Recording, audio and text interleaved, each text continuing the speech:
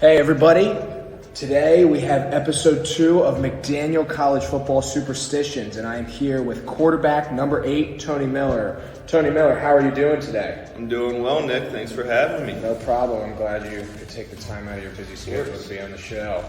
All right, so today on this episode of McDaniel Superstitions, we are going to start off with a little segment, a little game that we're going to do here, a little trivia. It's called College Football Superstition Trivia. So I'm going to ask you 5 questions, and you're going to see if you can give me the answers to them, okay? And then we'll go into a little bit of questions about your own superstitions and whatnot. Word. All right. First question on trivia. What college football team does a lap around the stadium in their team bus before getting out and running down a hill onto the field? Come on, man. That's easy. That's Clemson. That is Clemson Tigers. That is the Clemson Tigers. So that one was easy for you? That one was pretty. All right. I got I'm trying to get a little bit harder. Okay. So you can know any of these. This one might be easy too. What team waves to the children's hospital that overlooks their field before every game? That would be the Iowa Hawkeyes, Nick. Do you know what the name of the children's hospital is?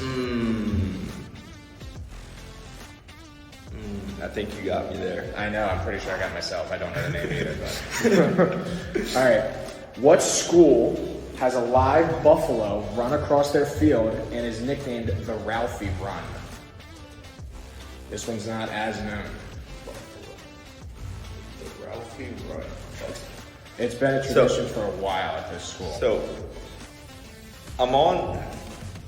part of me wants to go Texas, but I know that's a Longhorn. Correct. So I know that's not right.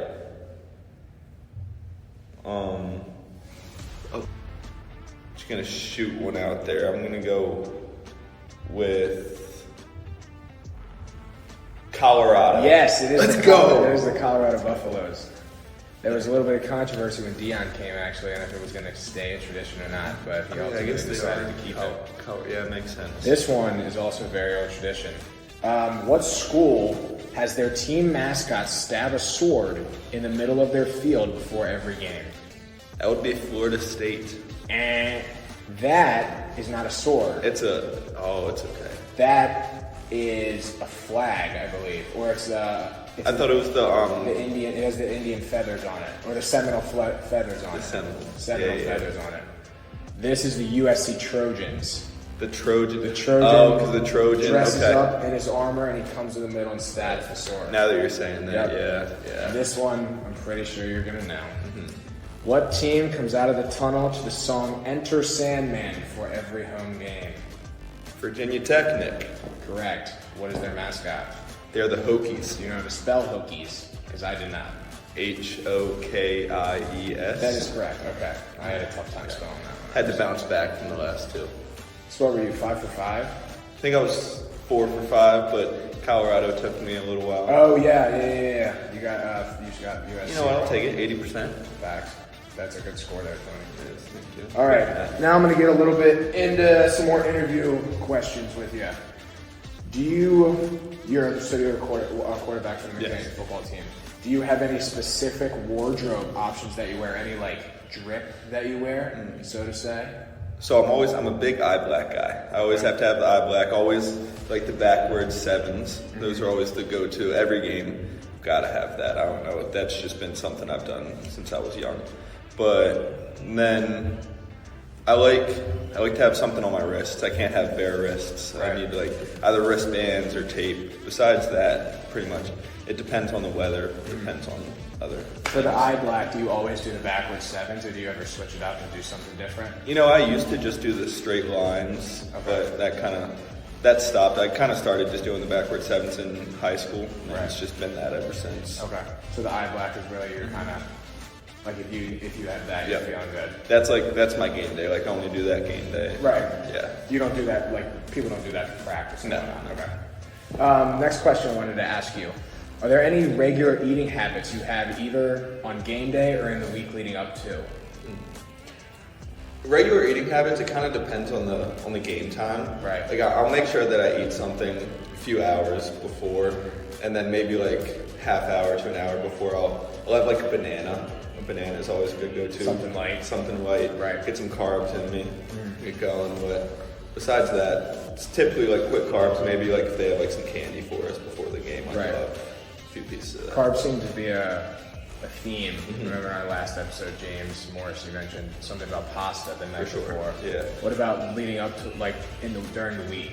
Or do you kind of just go about it, and then once game day comes, you're more superstitious about what you eat? I just kind of go about my week. Like, I'm cognizant of what I'm eating, right? But I'm not like focusing too much because I feel like I eat a fairly healthy diet, anyways. So I try not to go like too crazy or anything. But no, that makes a lot of sense. The next question I wanted to ask you is there a ritual you have or you do before a game? Ritual I have or do?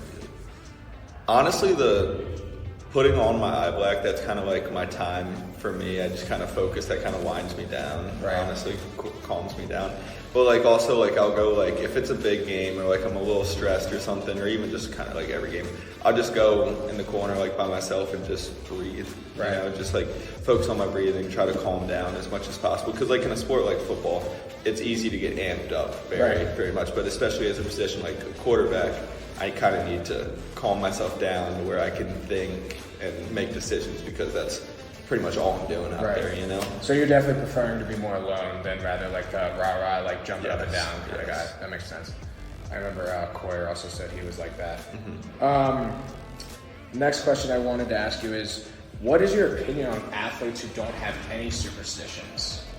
Do you think it's a little weird? Or do you think it's normal? I do think it's a little weird because, like, how can you just go into a game just raw? You know, like, I can't imagine going into a game and not doing something. Exactly. You know, like just going at your day like normal because it's not a normal day, especially like at a college football game. So you're definitely like a routine type of guy. For sure. Whether it be football or life. And it's for sure. Awesome.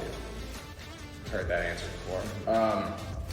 How has being on the McDaniel football team kind of affected any of your superstitions, or did you have something maybe you did in high school that you've now done differently since you got to McDaniel, or what does that kind of look like? Yeah, so being at McDaniel, that's kind of opened my eyes to other superstitions because like we have over 100 guys on the team. So as opposed to high school, we had like 40 or something like that. So I get to see a lot of the different superstitions, like a teammate who wears the same shirt every day, every game day, or like who eats the same meals. Like before, I had never I had heard about that stuff, but I had never seen it like in person.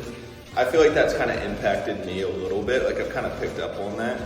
Like obviously, like a lot of time we'll eat meals together before the game, so like we're all kind of eating the same thing. Right. But besides that, it kind of just being a part of this team just kind of opened my eyes to different routines, and I've tried out a few. None have really worked for me. No, so most of the stuff that you did in high school is kind of translated to McDaniel. Yep. Okay. The last question I wanted to ask you was, who on the team has the best superstition, and why do you believe that?